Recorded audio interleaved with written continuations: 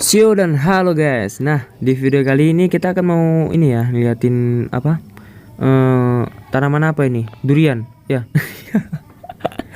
Ya ini adalah kangkung guys. Ini adalah kangkung kita tandur di media apa ini? Media plastik ya, plastik bekas gitu.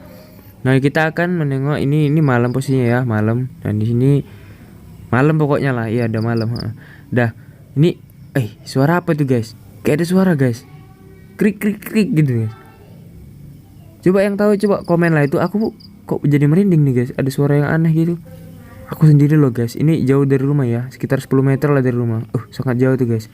Aku nggak berani sebenarnya sih, cuman karena aduh, aku pun pengen record pula ini malam-malam gitu kan. Cuman kayak mana ya? Aku takut.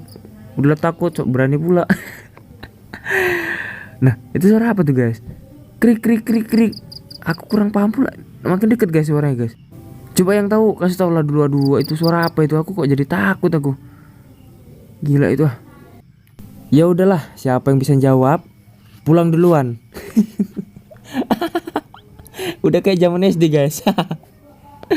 Aduh. Hah? Walah, suara jangkrik tuh guys. Astagfirullah, ya Allah. Aduh. Ya udahlah ya. Sampai jumpa di lain video aja. Bye.